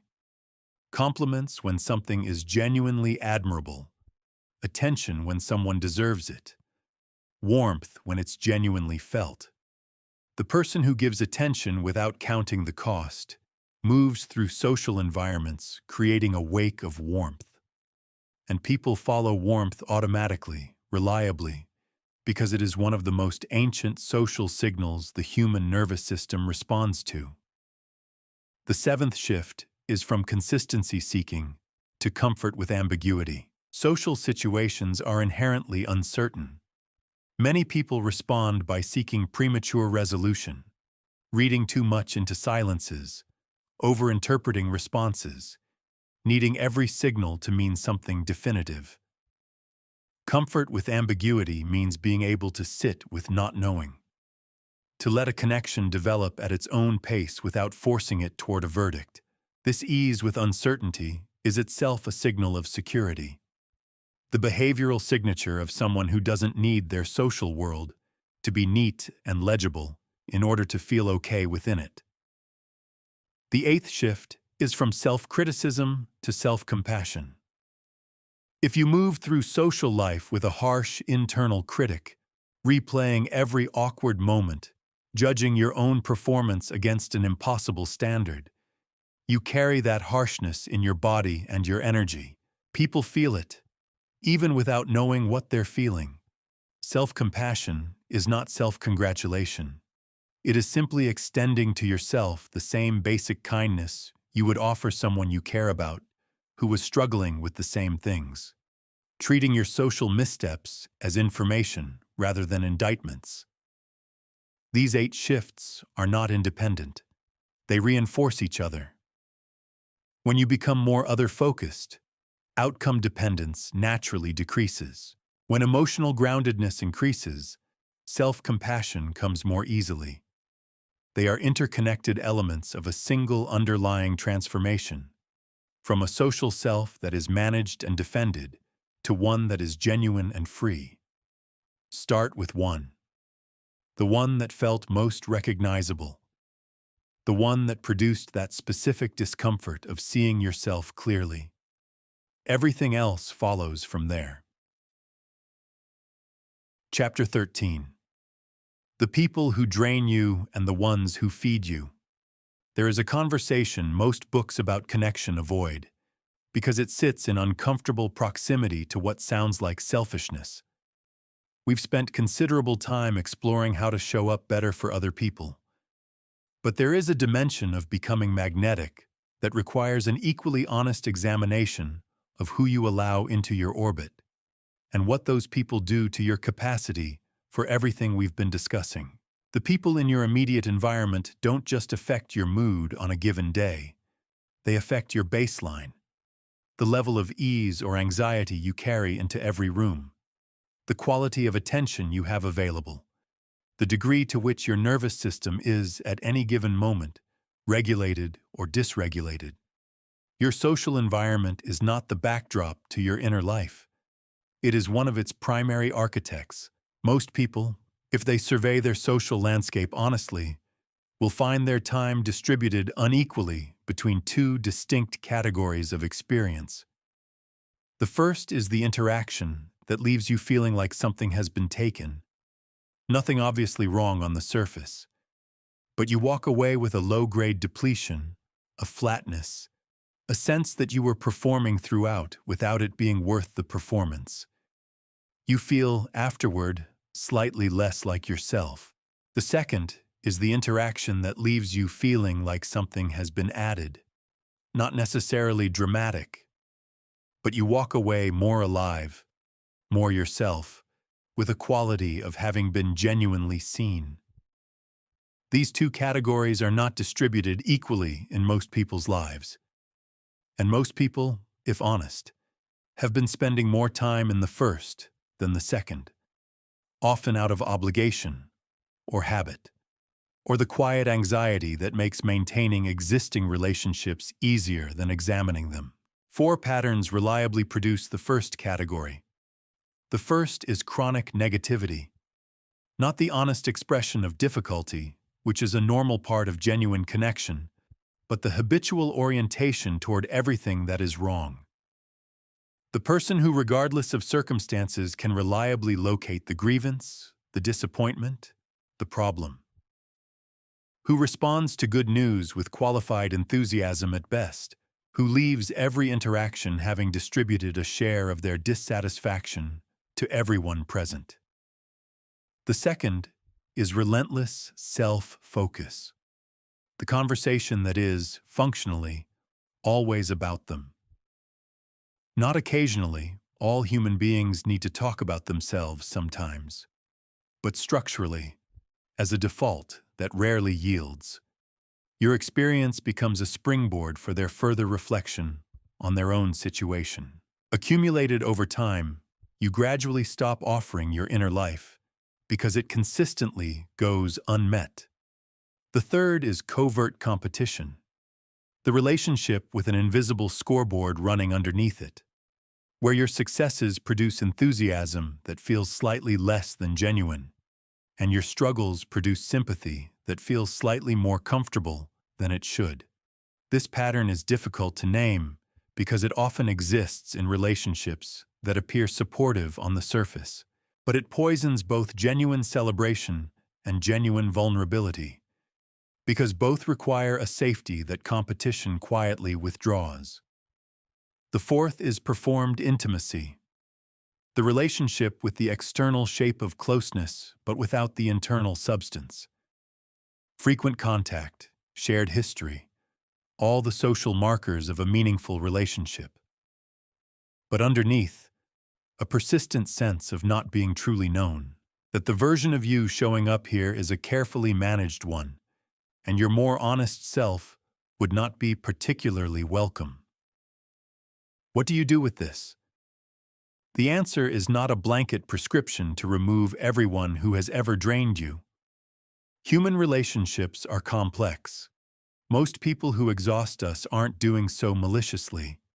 They're managing their own unresolved anxiety, their own unmet needs. Understanding this doesn't mean absorbing the consequences of their struggles indefinitely, but it does mean the situation doesn't require hostility.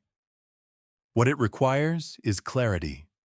And the most practical expression of clarity is the quiet, undramatic decision about what you will and won't participate in.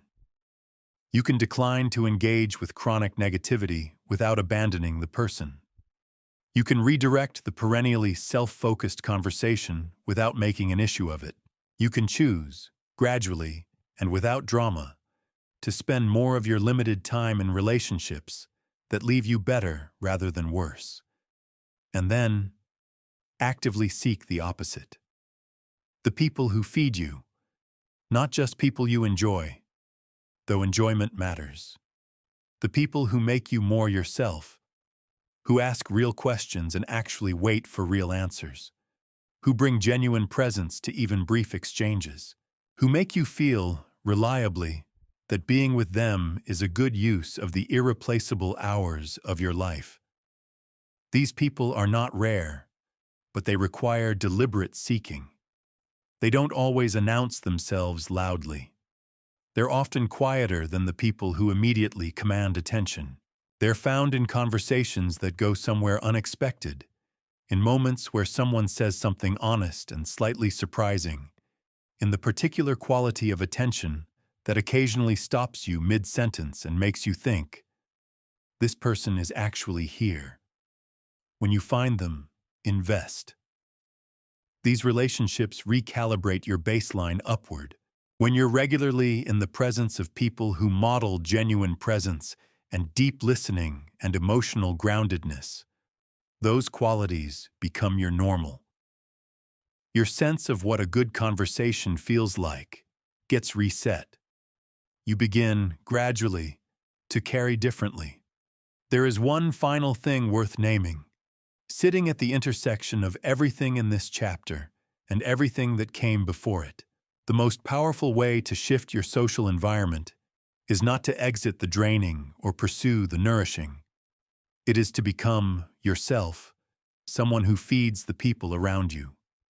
When you show up with genuine presence and real curiosity and the quality of attention that makes people feel found, you don't just change your own experience, you change the experience of everyone you encounter.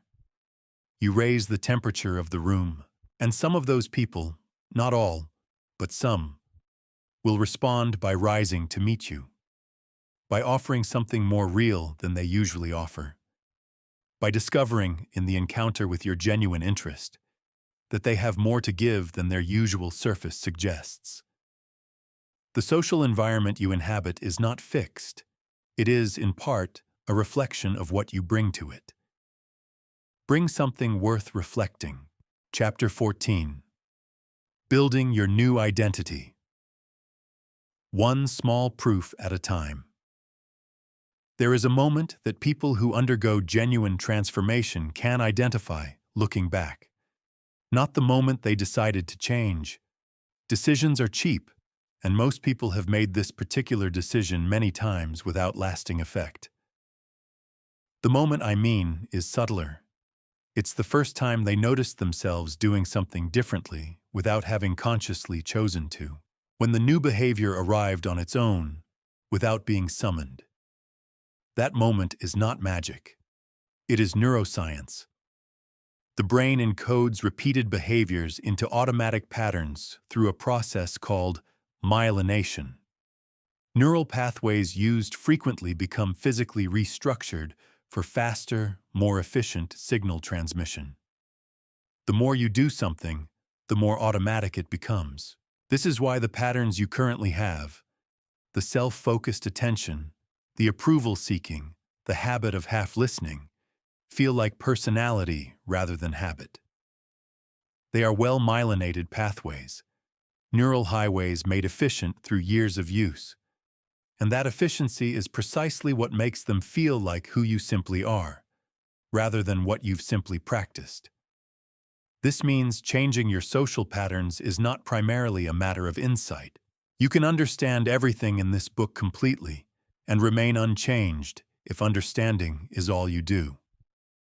The change happens in the body, in the repeated doing, in the small, consistent actions that gradually establish new pathways alongside the existing ones. Insight is the map. Action is the territory. And the territory is what actually gets changed. Here is where identity enters, because it's the piece most frameworks for behavior change miss. The reason most attempts at change fail isn't lack of motivation. It's an identity mismatch. The new behavior doesn't feel like you. You perform it as something external, a technique applied from outside rather than an expression of who you are.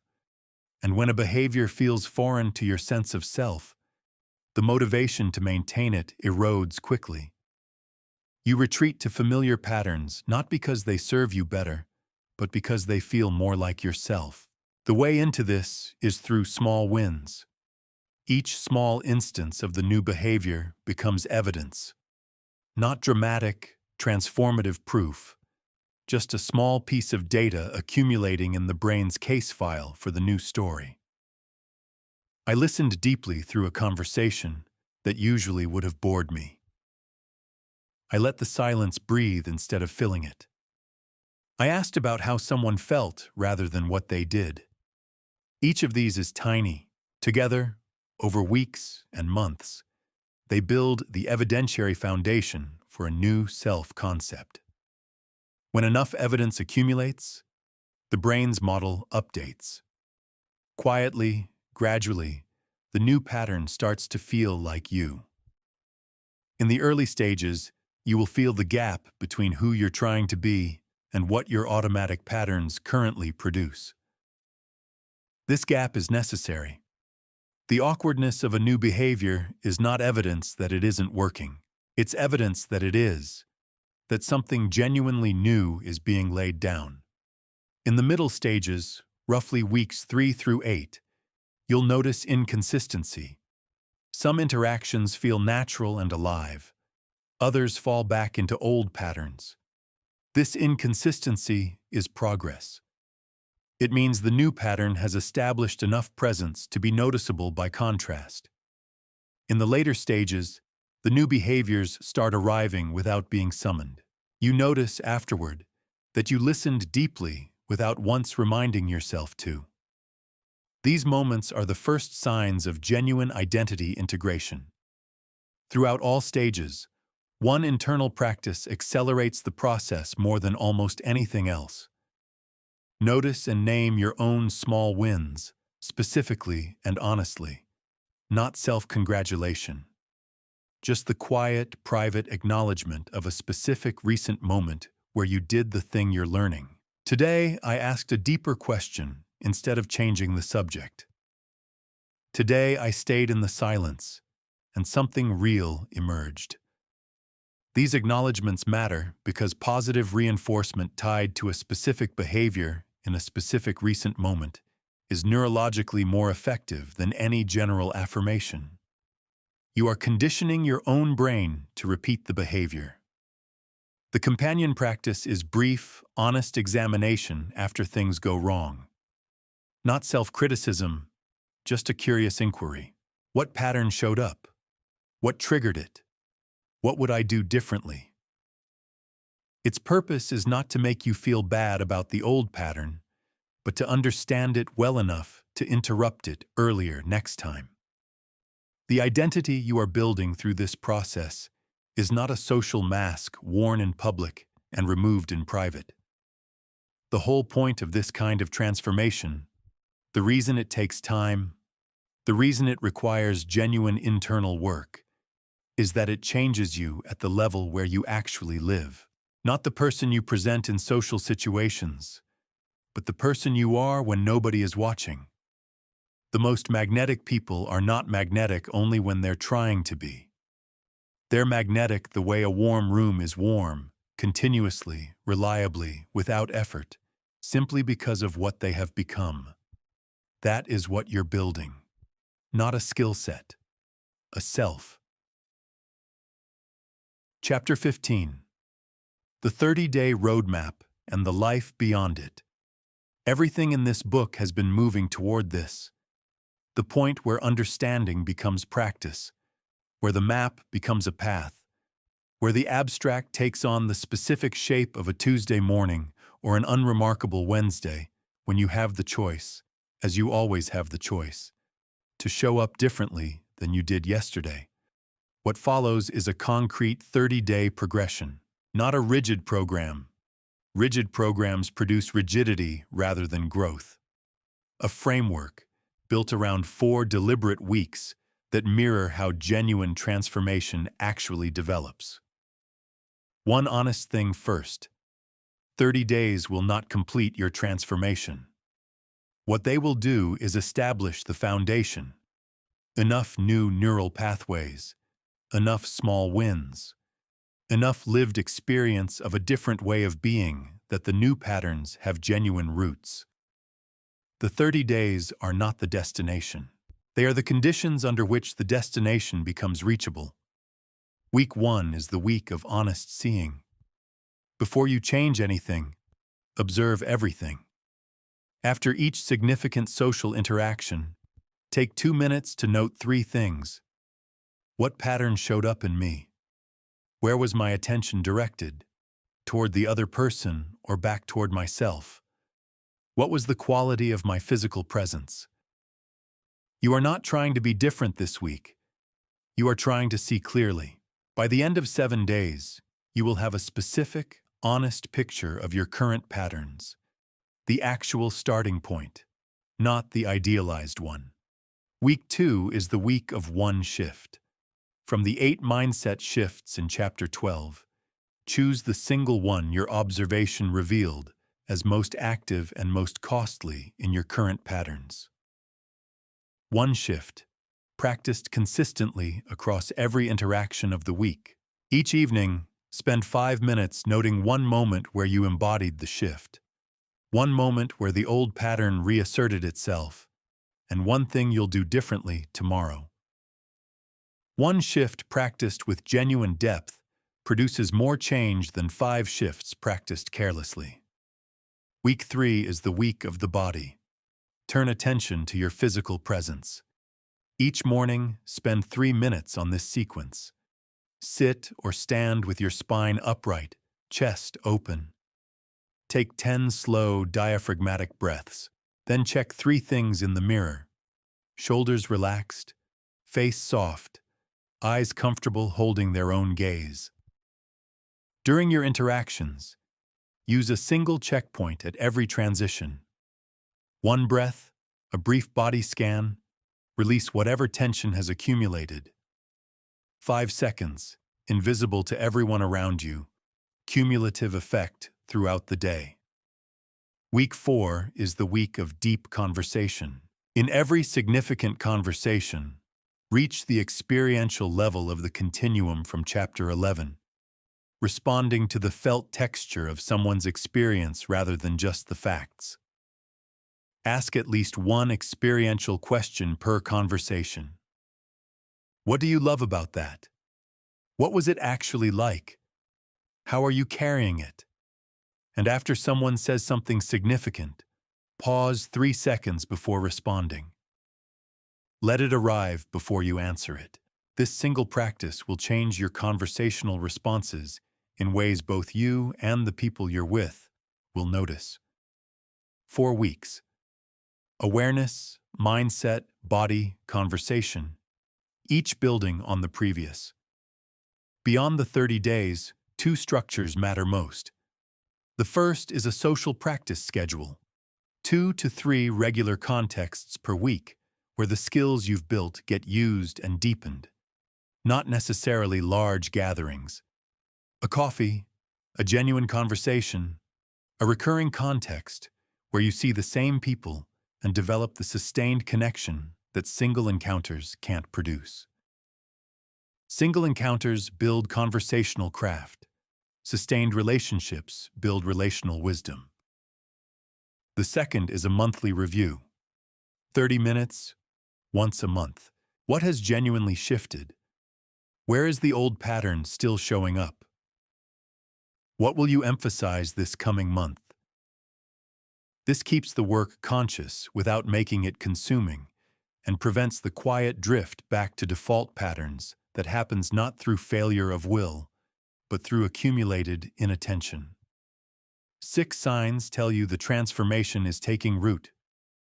Social situations that previously felt effortful begin to feel natural. People seek you out more than they used to. Your conversations go deeper on average, not because you're forcing depth, but because something in how you show up creates conditions for it. Rejection recovers faster, the sting shorter, the return to equilibrium quicker. You find genuine curiosity about people you previously would have dismissed. And most significantly, you become increasingly comfortable in your own company. The external validation that once felt necessary is still welcome, but no longer load-bearing. These signs arrive gradually, then with increasing consistency. Each one is a landmark, not a finish line. There is no finish line. The work of becoming more genuinely yourself in relation to other people has no completion date. It is simply a way of being alive, more present, more curious, more generous with your attention, more honest in your encounters. Go build it. One day, one conversation, one small proof at a time.